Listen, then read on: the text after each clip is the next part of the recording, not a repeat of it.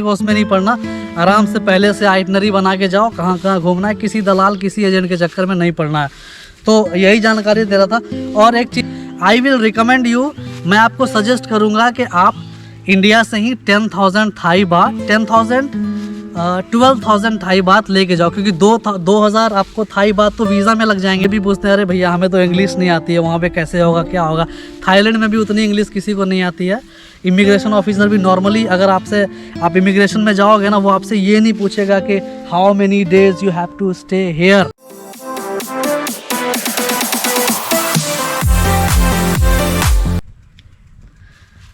नमस्ते, सत श्री अकाल, आदाब, अस्सलाम वालेकुम। स्वागत करता हूँ आप अपने नए वीडियो में।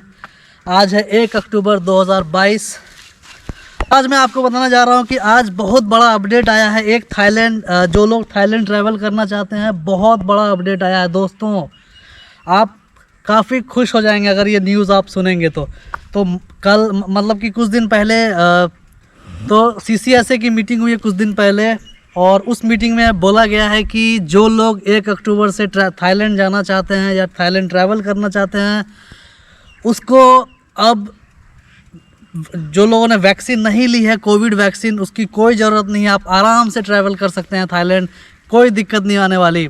और दूसरी गुड न्यूज़ ये है कि आज से अगर आप ट्रैवल कर रहे हो, मतलब कि 1 अक्टूबर 2022 से, तो आज से जो आपको वीज़ा ऑन अराइवल, पहले आपको पता होगा 2000 बात में 15 डेज़ का स्टे होता था, अब उसको एक्सटेंड करके 30 डेज़ कर दिया गया है। मतलब कि अगर आप आज से आप थाईलैंड ट्रैवल करोगे तो आपको 30 दिनों का वीज़ा ऑन अराइवल मिलेगा। तो आप 30 दिन आराम से वहाँ पे चिल मार के एंजॉय कर सकते हो। तो ये अपडेट मैं देना चाह रहा था। और जैसा कि मैंने आपको बताया ना, थाईलैंड में अगर आपने मान लो कि कोविड वैक्सीन नहीं लिया है, ठीक है, और आप कोविड वैक्सीन बिना लिए हुए जा रहे हो, पहले क्या सीन था, अगर आपने वैक्सीन नहीं ली है तो आपको मे बी क्वारंटाइन होना पड़ सकता था। बट अब ऐसा कुछ नहीं है, कोई क्वारंटाइन नहीं होना है, आप आराम से ट्रैवल कर सकते हो, कोई दिक्कत नहीं है। और एक मैं बात बताना चाहूँगा, काफ़ी लोगों का क्वेश्चन ये रहता है कि वहाँ पे जो वीज़ा ऑन अराइवल का फॉर्म होता है वो कैसा होता है। तो मैं डिस्क्रिप्शन में लिंक डाल दूँगा, वहाँ से आप डाउनलोड कर सकते हो। और मैं आपको ये भी बता दूँ, आप फॉर्म ना इंडिया से प्रिंट आउट निकाल के और पेन अपना कैरी करके जाओ, ताकि वहाँ पे क्या होता है कि आप जैसे ही थाईलैंड में एंटर करोगे ना, वहाँ पे आपको एक तो काफ़ी भीड़ होगी, आपको फॉर्म भरने में 10 से 15 मिनट लग जाएंगे। उसके बाद फिर आप काउंटर पे जाओगे, इमिग्रेशन काउंटर पे, तो आपका काफ़ी टाइम लगेगा उसमें। तो इससे बेटर यही है कि आप इंडिया से फॉर्म कैरी करके ले जाओ, वीज़ा ऑन अराइवल का फॉर्म, अपना पेन भी ले जाओ। अगर यहाँ पे आप नहीं भरना चाहते हो तो यहाँ से अपना एक पेन ले जाओ और 4x6 के डायमेंशन की 2 फोटोग्राफ ये ले जा सकते हो आप। और आराम से आप भर के वीज़ा ऑन अराइवल के काउंटर पे जाइए, आपका काम इजीली हो जाएगा। और एक बात और मैं बताना चाहूँगा, वहाँ पे बैंकॉक में हालांकि स्वर्णभूमि एयरपोर्ट पे 2 लेन बना होता है वीज़ा का, एक होता है प्रायोरिटी लेन, एक होता है नॉर्मल लेन। अगर आप चाहते हो कि आपसे ज़्यादा क्वेश्चन ना पूछे जाए, आपका स्मूथली सब कुछ हो जाए, तो आप प्रायोरिटी वाले में जा सकते हो। वहाँ पे 2200 लगता है, 2200 बात लगता है, थाई बात। और अगर आप नॉर्मल वाले में जाओगे, जिसमें कि थोड़ा बहुत आपसे पूछते हैं कि आपकी होटल बुकिंग कहाँ है, नॉर्मली पूछते हैं, ज़्यादा नहीं, तो उसमें 2000 बात लगता है। 2000 बात मतलब मान लीजिए 4500 इंडियन रुपीज़। तो ये था प्रोसीजर।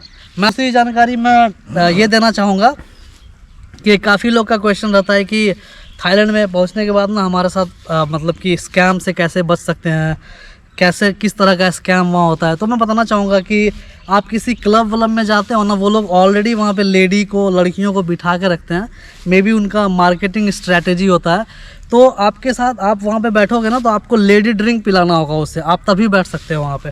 अब लेडी ड्रिंक का कॉस्ट 150 या 200 या 500 बात तक होता है। 500 बात का अगर मैं नॉर्मल हिसाब लगाऊँ तो 1500 हो जाता है, एक नॉर्मल नींबू पानी होता है। तो इससे आप बच सकते हो। और काफ़ी अगर आप नाइट लाइफ वाले एरिया में घूमोगे ना, तो काफ़ी सारे जो दलाल होते हैं वो आपको कांटेक्ट करेंगे, फ़ोटो दिखाएंगे, ये चाहिए वो चाहिए। अपने को उसमें नहीं पड़ना, आराम से पहले से आइटनरी बना के जाओ, कहाँ कहाँ घूमना है, किसी दलाल किसी एजेंट के चक्कर में नहीं पड़ना है। तो यही जानकारी दे रहा था। और एक चीज़, बहुत सारे लोग ये भी पूछते हैं कि वहाँ पे इंडियन फूड मिल जाता है क्या, इंडियन खाना वहाँ पे अगर हम खोजेंगे तो हमें इंडियन खाना कहाँ हम खा सकते हैं।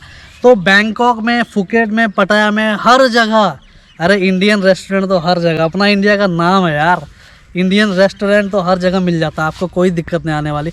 ऑल्दो इंडियन खाना थोड़ा महंगा मिलेगा, थोड़ा कॉस्टली मिलेगा, but I am damn sure कि वहाँ आपको मिल जाएगा। मुझे भी कोई दिक्कत नहीं हुई थी। मैं तो ऐसे ही 2-3 दिन स्टार्टिंग में ना थाई खाना खा के रहा था। बाकी अब हम इंडियंस की क्या आदत होती है कि हम कितना भी बाहर चले जाएं, विदेश चले जाएं, कुछ दिन तक तो हम मैनेज कर लेंगे, 1-2 दिन या 3 दिन या मैक्स टू मैक्स 4 दिन वहाँ के खाने में, बट उसके बाद हमें फिर इंडियन खाने की याद आएगी, तो ये बड़ा इशू बन जाता है। तो ये था। और कुछ लोगों का ये भी क्वेरी होता है कि हमें क्या इंश्योरेंस लेना ज़रूरी है। तो देखो गाइज, इंश्योरेंस पहले तो था ऐसा, $10,000 कवर इंश्योरेंस चाहिए होता, बट मैं आपको रिकमेंड करूँगा ना, आप मिनिमम 1 महीने का ना 500 या 600 का मिल जाता है ICICI लोम्बार्ड या फिर पॉलिसी बाज़ार या फिर किसी का, जो भी आपको अच्छा लगे उससे आप इंश्योरेंस। इससे ये होगा ना, खुदा ना खास्ता अगर मान लो कि आपको कोविड हो गया या कुछ और प्रॉब्लम हो गई वहाँ पे, हेल्थ प्रॉब्लम होगी, तो वो आपका कवर होगा उससे। तो ये बहुत बेनिफिशियल चीज़ है। और कुछ लोगों की क्वेरी ये भी रहती है कि कैश ले जा सकते हैं या फिर वहाँ पे जाके कैश कैरी करें या US डॉलर कैरी करें। तो देखो गाइज, ऐसा कुछ लोगों के साथ हो चुका है। US डॉलर हालांकि एक्सेप्टेबल है, but I will recommend you, मैं आपको सजेस्ट करूँगा कि आप इंडिया से ही 10,000 थाई बात, 12,000 थाई बात लेके जाओ, क्योंकि 2,000 आपको थाई बात तो वीज़ा में लग जाएंगे, और 10,000 थाई बात आपको मिनिमम आपके पास होने चाहिए।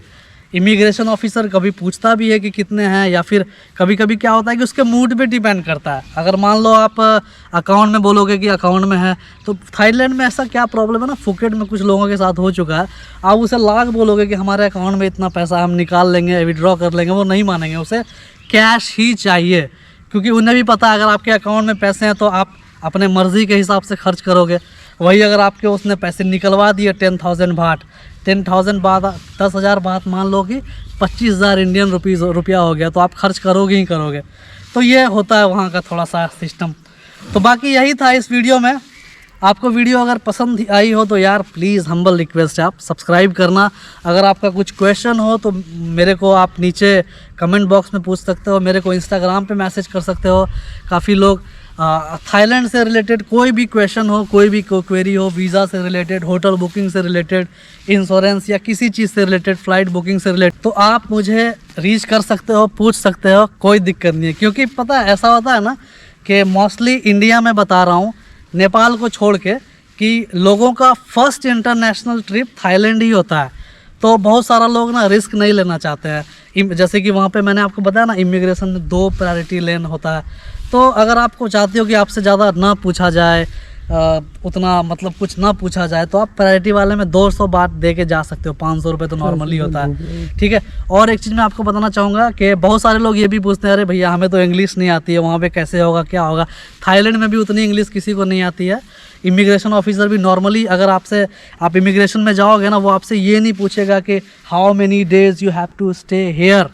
दे ओनली आस्क यू के होटल बुकिंग, स्ट्रेट फॉरवर्ड आपसे क्वेश्चन पूछेंगे। होटल बुकिंग, अच्छा ये hotel booking, flight, returning ticket, insurance, that's it, nothing more. तो आपको पैनिक नहीं होना है उनके सामने, क्योंकि आप उनके इकोनॉमी में योगदान देने जा रहे हो। तो आप बी कॉन्फिडेंट रहना, कोई प्रॉब्लम नहीं आने वाली, आराम से आप इमिग्रेशन वहाँ पे क्लियर कर सकते हो। तो इस वीडियो में इतना ही, मिलेंगे अगली वीडियो में, तब तक के लिए thank you so much, take care, bye bye and take care. मिलते हैं अगली वीडियो में। सब्सक्राइब कर लेना भैया, चैनल सब्सक्राइब कर लो। ओके, नमस्ते, बाय।